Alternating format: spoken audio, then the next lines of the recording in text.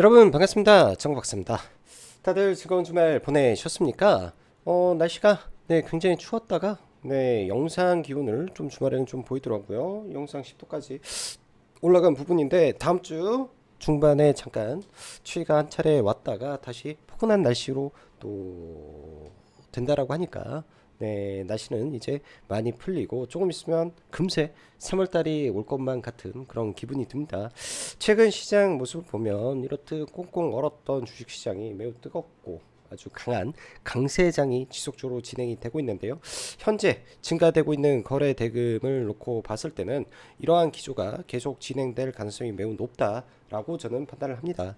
흔히 이 시장이 올라갈 때는요, 사실 뭐 시장에 뚜렷한 뭐 호재거리가 뭔지, 뭐 하고 뭐 왜 시장이 이렇게 강해야 되는지 이런 부분도 사실 이해가 안 되는 경우가 주식을 하면서 정말 많았는데요.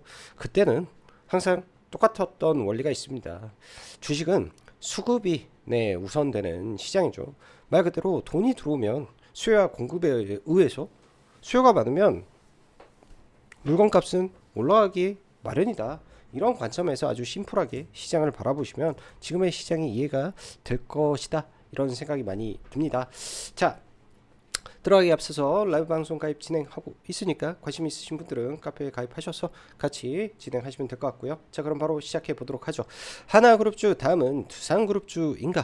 일단은 월요일날, 그러니까 지난주 금요일날 한화그룹주 내에서 마지막으로 슈팅이 안 나왔던 하나엔진이 신고가를 경신하는 흐름을 보였는데요. 그것도 이제 목요일 영상에서 언급을 했었죠. 혹시나 하나비전 다음에 갈 수 있는 게 이제 이제 하나 엔진이 될 수도 있지 않을까라는 생각을 좀 했었는데 그런 부분이 이제 시가에 하나 비전은 갭이 못 떴고 하나 엔진은 시가에 갭이 뜨면서 시가부터 하나 엔진의 매수세가 쏠리며 순식간에 3분 만에 뭐 VI 들어가고 그냥 그 다음 3분봉에서 이제 급락이 출현했기 때문에 얼마나 지금 시장에 무지성 자금들이 많은지를 증명해내는 부분이지 않나 이런 생각이 들고요. 두산그룹주 중에서 또 신고가 두산 에너빌리티도 거래대금 1조 5천억을 동반하면서 단기 악성 매물을 뚫고 박스권 돌파가 나왔습니다. 주말에 악재성 기사가 조금 있는 것 같은데 제가 봤을 때는 악재 같지가 않다. 그 다음에 모멘텀이 뭐가 있을지에 대한 생각을 좀 하고 좀 보면 어떨까, 오히려 기회가 되지 않을까 이런 생각으로 좀 봐보고요.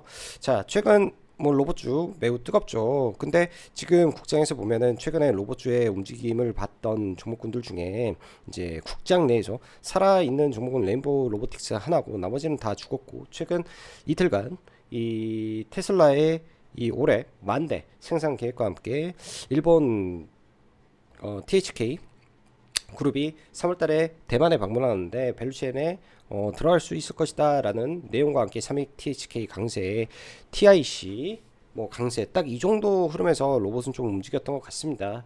로봇도 중요하죠. 일단은 현재 미국 시장에서 1등으로 올라가고 20일 연속 상승을 보이고 있는 메타도 휴머노이드를 한다고 합니다. 그럼 이 관련된 종목 움직일 수 있으니까 체크해 보시는 것도 중요하고 반도체 쪽도 매일같이 이슈가 나와요. 온디바이스 AI, 그 다음에 CXL, 이번에는 소캠이라는 이름으로 엔비디아에서 제2의 HBM을 찾는다라는 내용이 나왔기 때문에 뭐든지 새로운 내용들은 주가의 급등을 야기시킵니다. 대신 우리가 어느 위치에서 어떤 자리에서 어떻게 대응을 해야 될지 이런 전략적인 부분이 중요하기 때문에 그런 점도 참고해서 볼 필요가 있지 않을까 생각이 드네요. 그리고 여기에는 이제 언급을 못했지만 뭐 시장에 굉장한 관심을 받았던 그 오름 테라퓨틱스라는 종목이 있는데 오버행 물량이 좀 많아가지고 지금 금요일 날 못 올라갔는데 혹여나 그런 오버행 물량을 극복해 내면은 굉장히 또 좋은 ADC 종목이 탄생할 수도 있다 이런 관점도 생각을 해 보겠습니다. 자, 간밤 미국 시장은 뭐 다우는 뭐 러프하게 나스닥은 뭐 0.41% S&P 500은 보합으로 좀 마무리가 되었는데요. 엔비디아 일단은 강세를 보이면서 반도체 전반적으로는 양호한 흐름 속에서 마무리됐고 메타 상승했고 뭐 팔란티오 여전히 신고가 영역에서 잘 놀고 있구나. 그 다음에 테마로는 리커전이 올라왔고 위라이드 엔비디아에서 투자한 기업이 장중에 100%가 넘어가는 폭등을 보였구나. 이게 그냥 전부입니다. 미국 시장. 그래서 뭐 이것저것 해석할 필요도 없겠다 생각이 들고요. 국내 증시는 하락 종목 수가 소폭 많은 상태에서 코스닥이 폭등 비슷하게 많이 올랐었는데 종가 무렵에 레인보우 로보틱스의 변동성에 의해서 지수가 좀 밀리는 흐름이었습니다. 거래대금 14조, 10조 굉장히 좋은 상태가 계속되고 있는데 금요일 같은 경우에는 코스닥의 상승은 말 그대로 시가총액 상위 종목이 끄집어 올리는 흐름이라 애매한 부분도 좀 많았다. 대신 지금은 강세적이다 라는 생각으로 종목군들 계속 체크하시면 좋겠습니다. 관세맨 트럼프 2기에는 시장에서는 너 어차피 협상용 도구로 사용하는 게 하는 거잖아 라고 비웃듯 시장은 상승하고 있습니다. 알려진 악재는 더 이상 악재가 아니다라는 증시 격언이 지금 글로벌 증시에 그대로 적용되는 모습에서 유럽은 지속 신고가, 미국도 신고가 영역까지 올라와 있고 국장도 최근 지속 뜨거운 흐름 연속됩니다. 시장은 강세장이 맞습니다. 호재가 뭔지도 모르겠고 왜 올라가는지도 모호하지만 강세장이 분명 맞습니다. 추세를 그렸고 돈이 들어왔고 심리가 개선되었기 때문에 시장이 또 이슈 없는 급락이 나올 때는 여지없이 기회의 장이 계속되리라 기본적인 마인드셋을 해놓고 시장을 보시기 바랍니다.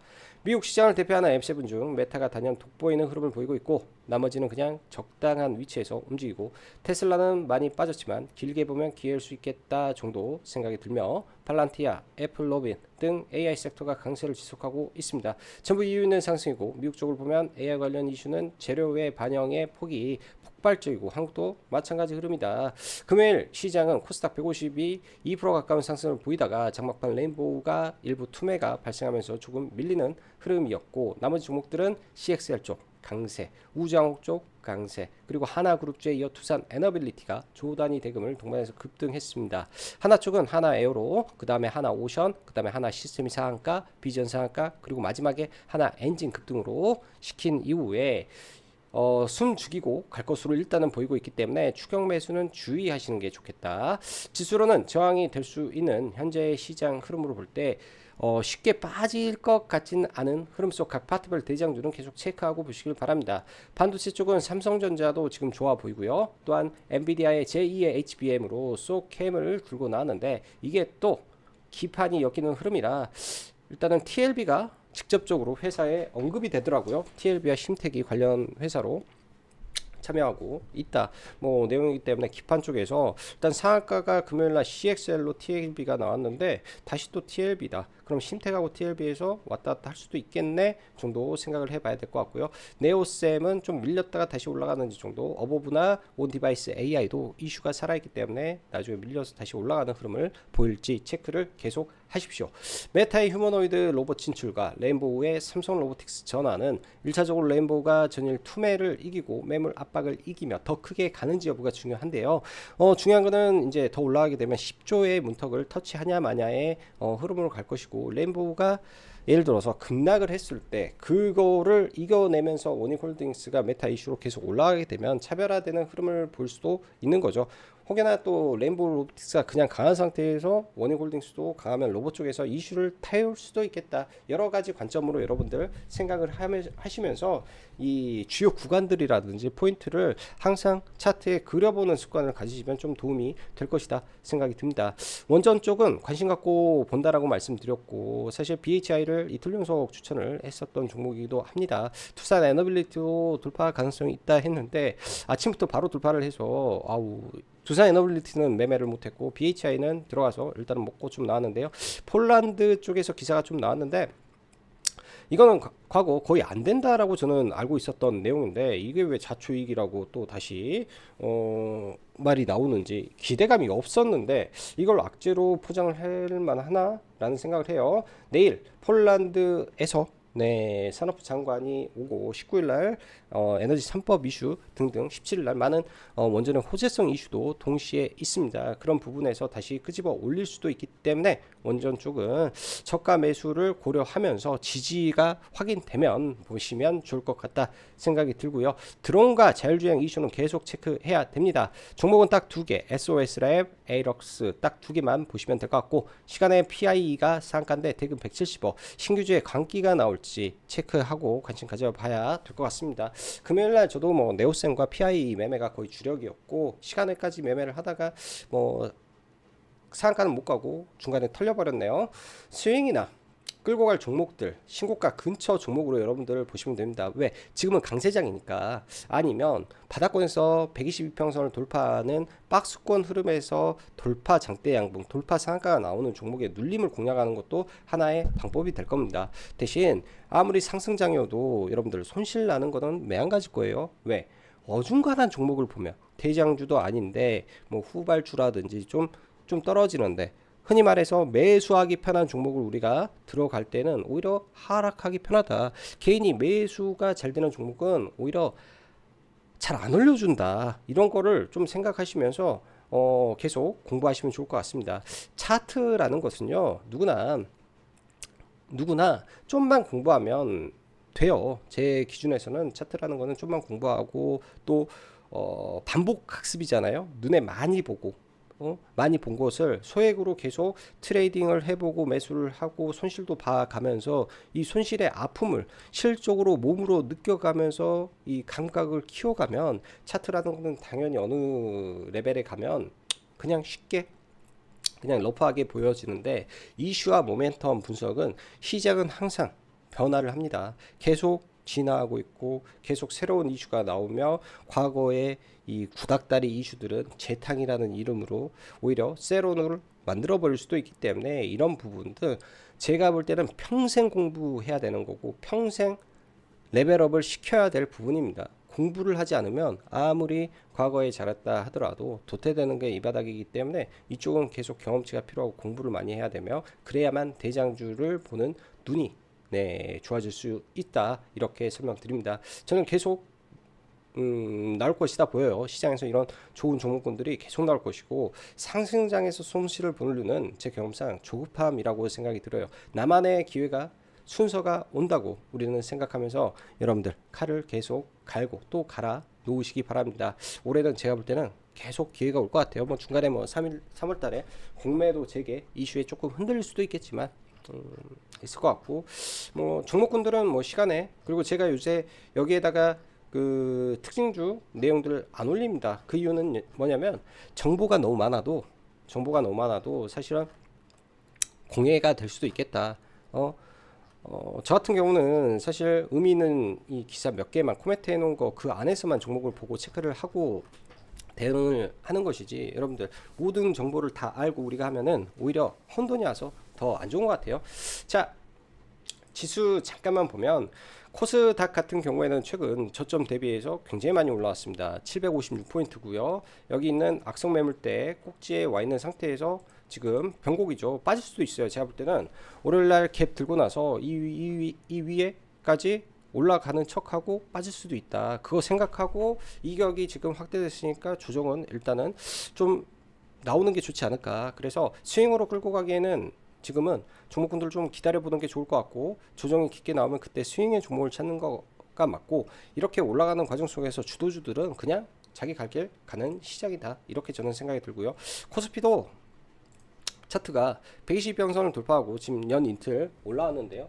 의미 있는 매물을 몸통을 뚫었습니다. 그럼 코스피도 얼추 키 맞추기를 하러 올라가겠다. 적어도 이런 박스권 구간까지 올라가겠다. 이러려면 삼성전자 좀 올려줘야 되는 거 아닌가? 이런 생각을 좀 해봅니다. 자, 대형주부터 하나그룹부터 볼게요. 먼저 한화비전.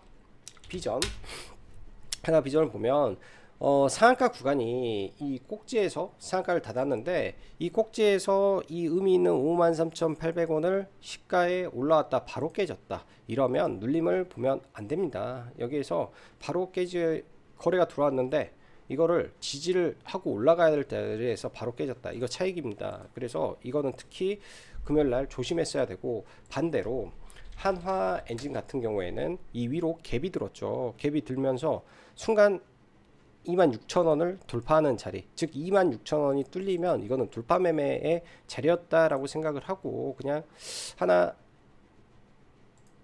엔진 같은 경우에는 그런 식의 관점으로 접근을 하는 게 제가 볼 때는 바람직한 구간이었을 것 같아요. 그런 식으로 뭐 시가에 저는 들어가서 뭐 얼른 뭐 한 27,000 얼마 여기에 얼른 팔고 나왔는데 순간 폭을 보면 이게 26,000원에서 뭐 27,000원까지도 한 7, 8% 되는데요. 순간 여기까지 올리는 이 폭발력이 와. 그리고 떨어지는 이 강도 고점 대비해서 마이너스 한 20% 나왔을 거예요. 그러면 이런 거 물려버리고 비중 많이 들어가면은 한 방에 엄청난 손실도 났을 거라고 좀 생각을 합니다. 그래서 이런 것들은 매매할 때 철저하게 각자의 기준이 존재해야 되는 것 같고요. 일단 하나 엔진까지 해서 하나 그룹주의 순환매는 일단은 일단락 되는 것 같다 생각이 들고, 그 가운데서 고점을 지키고 있는 게 하나 오션 이렇게 있고요. 그 다음에 한화 에어로 스페이스가 있는데요. 위로 올라가게 되면 주의하고 이런 거는 신규 매수 하지 않길 바라겠습니다. 추후에 이제 종목군들 조정이 깊게 나오고 하면 그때나 좀 보면 될 것 같아요. 3월 달에 이제 인도에서 해수부 장관 오는 게 있으니까 그 중간에 조정받고 또 늘렸다가 올라올 수도 있고, 그런 거 체크해서 봐야 되고. 자, 반도체 먼저 삼성전자. 최근에 삼성전자가 이 좁은 박스권을 그리면서 이제 여기서 박스권을 그리면서 이 위구간까지 올라왔는데요. 일단 여기에 거래가 터쳐놓고 지금 최근에는 거래가 양보에서 많이 늘어나고 있는 상태에서 수급적으로 많이 개선이 되고 있습니다. 설사 제가 볼 때는 좀 빠지더라도요, 여기 박스권을 돌파한 상태이기 때문에 54,700원 언저리까지 밀렸다가 이렇게 돌아 올라와서 뭐 많이 가면 64,000원, 좀 적게 가면 61,000원, 뭐 이 정도 범주까지는 움직이지 않을까 싶습니다. 삼성전자의 움직임과 함께 최근에 뭐 동진 세미캠이라든지 반도체 소부장들 지속적인 좋은 흐름을 좀 보이고 있고, 그 가운데 이제 그 어보브 반도체 제가 시간에 사서 넘어왔다라고 했는데, 이런 온 디바이스 AI도 어느새 안 본 사이에 엄청난 상승을 좀 보였습니다. 단기적으로 저는 이거는 고점 쳤다, 단기 고점 쳤다 일단은 이렇게 생각을 하는데요. 의미 있는 저항 구간에서 저항을 받았으니까 추후에 밀렸다가 다시 올라가면 올라가더라도 지금 구간에서는 조심해야 되고요. 어제 들어왔던 거는 그냥 시가에 던지면서 마무리를 했고, 뭐 제주 반도체도 마찬가지죠. 갭이 많이 들렀습니다. 여기도 의미 있는 저항권이 여기 음봉인데요. 여기서 정확히 저항을 받았으니까 이런 구간에서는 추격 매수 하면 안 되는 자리죠. 안 되는 자리고.